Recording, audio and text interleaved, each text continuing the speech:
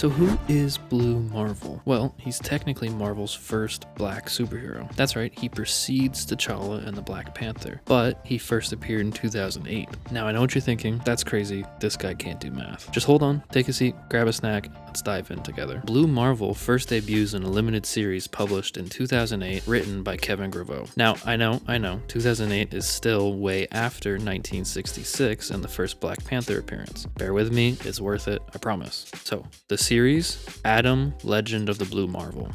The story opens with a massive battle in New York City, with the newscaster narrating for us as several prominent Avengers have been laid out by a new villain. Iron Man is carrying Captain Marvel, Wonder Man and Wasp are TKO, and Iron Man flies straight at the villain asking him what he wants. He says he wants to bring salvation to the planet. Classic. The villain tells the Avengers that if the Blue Marvel couldn't stop him, how could they? Soon after, he says his time is up, and suddenly he disintegrates into dust or energy particles, leaving the Avengers relieved but very confused. Then we're brought to the summer of 1962.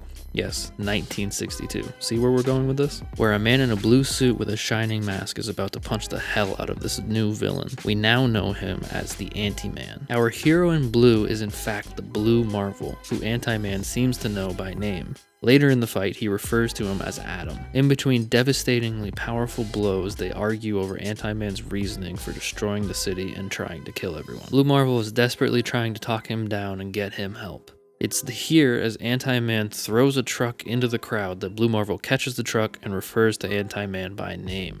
Connor. The two clearly have history. He says, "We can't force the world to be as it should be. It has to happen naturally. Not through acts of terror, but by example." That's what heroes do. While delivering a right cross to Anti-Man's chin, sending him through a building as he flies straight into him. He doesn't want to hurt Connor, a man who was clearly his friend, but he has to be stopped. They clash further and drop a building on each other. The rubble settles, the crowd wonder who killed who, or are they both dead? Suddenly, Blue Marvel rises from the rubble holding Anti-Man's body by the shirt.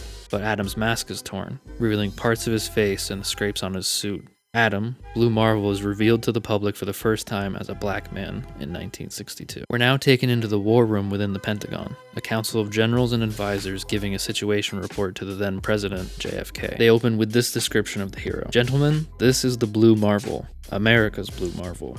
The magnificent master of might, the man of marvels, the blue bomber of battle, a Negro." The explanation deepens, revealing his full name is Adam Bernard Brashear. A soldier in the Korean War, a soldier who won a handful of medals. He graduated magna cum laude from Cornell in 1954 with degrees in electrical engineering and a PhD in theoretical physics, and he was an all-American fullback in college to add to it all. The question is asked of exactly how powerful is he, and they recount different stories about how he has single-handedly taken care of a meteor the size of Arkansas. He's flown into space, absorbed and withstood a hydrogen bomb detonating within his hands, and carried massive military equipment and vehicles single-handedly across country. So if you haven't put it together yet, essentially we have a genius-level black Superman. That's understating it a little bit, but that gives you a brief picture. Cars are sent for Adam to come meet with the president while we see more of the discussion in the war room. We get a flashback of how Adam saved his sergeant in the war, how he carried out 3 men to safety while being shot at and being severely injured. He won 2 Silver Stars in the Marine Corps. Most of the president's council is extremely biased and worried about an escalating race war if a black superhuman is allowed to run around saving people. As Adam gets closer to the White House, we see just how high the race tensions are. There's massive protests about the new running back for the Redskins. People want to keep the team white. All white. We see another panel of when Adam was in the Marine Corps being belittled by his fellow soldiers about how he'll never be anything, even with his commendations, medals, and advanced degrees. Back in the war room, we're told about how Blue Marvel saved 16 children from a burning orphanage, and whites threw rocks, bottles, and racial slurs at him. Not just any racial slurs, slurs that would make a Klansman blush. Soon after, some cop shot at him, and it ricochets off of Blue Marvel's skin and kills an old woman, and everyone blamed the Blue Marvel. Needless to say, it's a horrific mess. On the other side, people of color are angry with him for not leading them in a war against the oppression they've been under. Blue Marvel can't win. Wrestling with all of this is JFK. He's a bit distraught just with the reality this puts him and the country in. He reflects on all Blue Marvel has done, and all he's really done is save people. And and defend the world, not only his country. Yet he can't even eat a ham sandwich in one of our cafeterias in his hometown, he says. He talks briefly about how this all could have been avoided if they, the government and officials, had done more soon. How that now there's a colored man who has real power who could stand up to them if he wanted, and now they're all frightened like children. Adam makes it to the White House, and the president commends Adam briefly, mostly for his football work, and then he launches into an attempt at understanding, recalling how he remembers how there used to be a lot of anti-Irish signs around, to which Adam rightfully points out, that's not the case anymore, so what's your point? The president continues to explain how only time can educate the ignorance of society, because no one wants to know what Adam has done for the world in this country, as much as he and the president both know how much of a hero he is. Adam curtly but politely asks the president to give it to him straight, and the president tells Adam that he is asking him to stand down and cease all activities as the Blue Marvel effective immediately. He doesn't answer Adam's follow-up question when he asks for how long. The implication is indefinitely, as he hands him the Presidential Medal of Freedom, a consolation gift or prize, but it's all the president can really offer. Adam walks home undoing his tie. The ending narration has the president saying he prays that should they ever need him again, that Adam will find it in his heart to forgive them. This brings us to the end of his official first appearance. However, this entire 5-issue series is essentially Blue Marvel's first appearance. So over the next few issues, we find out a lot more behind who Blue Marvel is, what he's been doing since retiring his superhero alter ego, and just everything in between. As the story continues in the next few issues, we fast forward to the present day, and Tony Stark is determining they have to figure out who the Blue Marvel is. It takes Tony little time to sift through X-Men, S.H.I.E.L.D., Avengers, and general US military and government files to eventually find a buried executive order regarding Adam. It's important to note here this is also when Tony Stark was director of S.H.I.E.L.D., so he's got a ton of power at his disposal beyond just being Iron Man. On finding these files in the Blue Marvel protocol, Tony over the next couple of issues asks a lot of questions. He starts with S.H.I.E.L.D. agent Dugan. He gets a general consensus of a superhero mistreated and deranked for nothing other than being born a different color skin in the wrong era. He does get warned that he's not going to like what he finds the further down this rabbit hole he goes. He does, however, get the name of a man named Kroots. I'm going to hope it's pronounced Kroots, to get more details on exactly what was done to Adam Brashear. He gets a long list of inside information about the Blue Marvel's disappearance.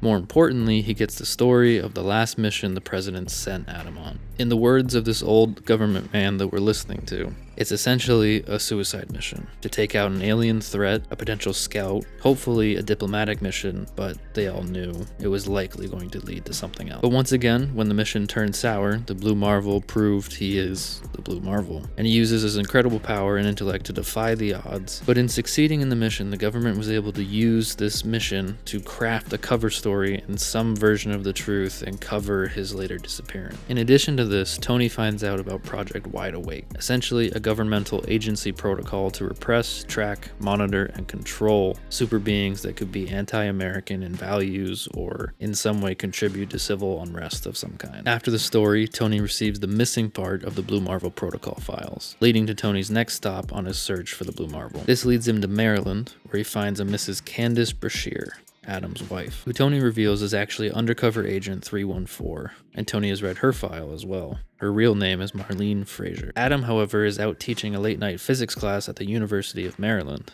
Dr. Brashear is getting into the weeds with a student in class about theories of the universe and whether order came from chaos and whether the Big Bang is valid, or does everything come from nothing, or does nothing come from everything? And it ends with him assigning a quiz before answering a call from his wife, telling him that they found him. Before we jump back into anything to do with Ant-Man, Adam and his wife have the heart-to-heart decades in the making. His wife explains everything from the beginning about how she's this undercover agent, how she got assigned to him, what the assignment was in general, and how she was researching everything she possibly could to understand him and everything around him before she was dropped into the field as a professional damsel, she says. From there, though, the assignment was anything but typical. She began to truly fall in love with him more and more as they stayed together. Conflict and prejudice be damned, she was in love with Adam. All the while, though, for years she is torn up about not being able to tell him, but eventually her contact with the agency never reached back out to her and she wanted nothing to do with them. So she just kept on living this new life and raising the family her and Adam had created. Adam goes through a whirlwind of emotions, understandably, trying to figure out what to make of everything.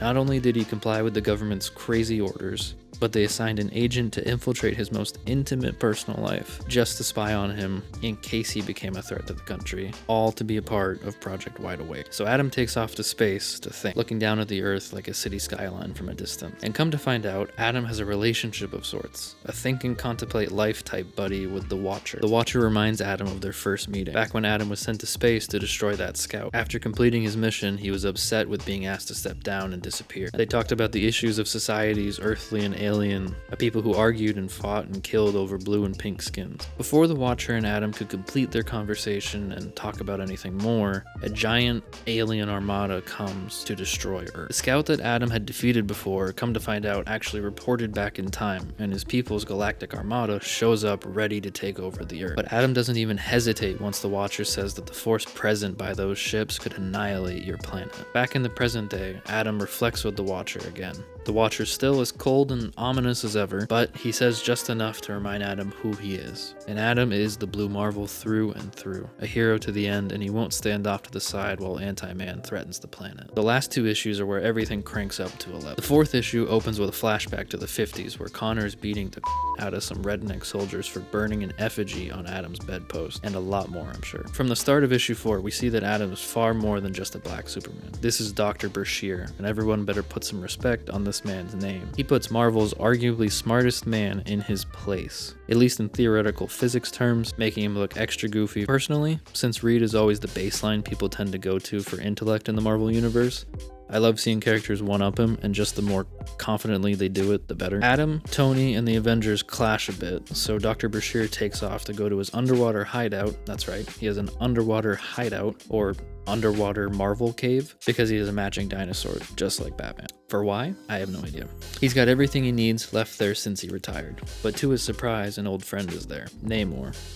The Aquaman, just kidding. With another little bit of insight into how strong Blue Marvel is, Namor recalls how only Thor and Hulk have ever gotten close to hitting Namor as hard as Adam did the first time they met, when Namor thought another surface dweller was trespassing in the ocean. Namor continues to give Adam an interesting pep talk, one filled with callbacks to the Invaders, to Namor and Captain America's relationship, but ultimately, Namor urges Adam to not do nothing. Adam tells Namor he won't make enemies of people who have loved him, despite his skin color all these years, people who have done right by him, despite the culture. Adam takes off in his Blue Marvel suit into space until he is struck suddenly by a beam of energy, knocking his Blue Marvel mask out of his hand. It's revealed to be Adam's old friend, Connor, the Anti-Man. Throughout all these issues, we've gotten flashbacks to the experiment that Adam was working on, and Connor was there for military intelligence purposes of some kind, but essentially Adam was developing an antimatter reactor to, in some way, create a stable event horizon between the positive matter universe and the negative zone, which would provide a virtually unlimited source of clean energy and a ton more opportunities and scientific awesomeness. There was an unmanageable reaction that occurred in the process of the experiment, and what resulted was a huge blast that should have killed both Adam and Connor. Classic comic books. What happened, however, basically made Dr. Brashear a continuous antimatter reactor. This would later be expanded upon with his powers and everything, but to be super blunt, this opens up the doors for nearly limitless power for Blue Marvel. A character which is really cool the deeper you dig and the more you think about his powers, but don't think too hard because it is a comic book, but you know what I mean. Another note is that Adam was a tremendously stable and disciplined and even hardened individual. The energy that lashed out in the explosion that caused him and Connor to get their powers, that energy fused with Adam in a unique way, just like it did for Connor. Adam became a hero enhanced by great power. Connor's mental instability was given great power as well. But as the old saying goes, with great power comes great responsibility. Connor, down to a molecular level, fractured and splintered into the unstable Anti-Man. As we continue in the story, Anti-Man is raving about his plan after just having struck Adam. He's raving about his plan to bring salvation to the planet. How he has walked the earth since coming back and found it to be a place full of hate and evil, just as bad. A world full of prejudice, racism, and just a corrupt, failed state. Adam pleads with Connor to stop, telling him he's sick, unstable, more violence won't solve anything. Connor tells Adam that he's never been more lucid, echoing back to their fight in the 60s all those years ago. He's going to push, create a cataclysmic event so devastating that it'll shake their senseless arrogance. He's going to force them to put aside all their differences and band together as one race, once and for all, with one devastating event. Anti-Man knocks Blue Marvel out briefly. The next issue opens up, and once again we have a very classic Avengers moment. Everybody's arguing, and everybody's arguing with Blue Marvel this time, again. For some reason, the Avengers will not get out of their own way and trust the foremost expert not only on who they are all fighting, but even the expert on the conditions that created both him and the power that he has. It's just insanity, but that's the Avengers sometimes. So what else do the Avengers do best? They beat the crap out of people, or at least they try to. They definitely do better when they have Sentry or someone with a bit of a bigger punch. Honorable mention to Captain Marvel and Wonder Man, who are also here. But if you haven't figured this out yet, no one on the team stands a chance. Wonder Man's jaw almost falls off of his ionic body when Blue Marvel uppercuts Sentry into space through a satellite. Take a moment to appreciate not only that Blue Marvel punched him through the atmosphere, but with enough remaining momentum and velocity that Sentry's body obliterates a satellite. Bob eventually wakes up in space and uses the gravity and what's left in him to rocket down a sucker punch onto Blue Marvel, causing a crater where both men are staggered, asking if they'd had enough yet, with Adam thudding to the dirt while the Avengers catch Sentry before he does too. Wonder Man tells Bob to take it easy, he got him, but just barely. Reed and Tony, clever lads as they are, take Adam, put him in a stasis pod, while they hatch their own much better and completely much safer plan to stop the Anti-Man. The Avengers overall at this point are generally split. We have She-Hulk also present. Sue Storm comes storming in, pun intended, with Adam's wife so she could see her husband since it is potentially the end of the world. Before anyone can fight about it, Anti-Man starts his attack, murdering people with antimatter storms and energy from all over. The Avengers mobilize and jump right into action. And in the chaos, part of the ceiling collapses, breaking open Adam's stasis pod. This is Candace and Adam's first interaction since their fight. And as any couple of any amount of years does, they have another little fight because Adam's trying to go jump into the fight, but they haven't spoken since she told him everything. And Adam admits he's just upset at himself, reminded of his own cowardice for standing down all those years ago. Recalling his conversation with Namor, Adam says he could have been an inspiration, but he slunk into the shadows, afraid of the racial backlash if he did continue to act as the Blue Marvel, but without the mask this time. To which he continues saying, "What kind of hero am I if I just let my judgment be swayed by fear?" Candace jumps in quickly saying, "You're here now, that's what matters." But she also pleads with him to let the others do this now. Let the others fight. Let the Avengers take this fight. She wants to be selfish this one time, she says. Fade into the background. Just her and him. Now with everything finally out in the open, let them enjoy the last bit of life together. Adam holds her, telling her nothing can be enjoyed with Connor out there now. With all this going on, he has to act. If not now, then when? And if not him, then who can stand up to him when everything is on the line?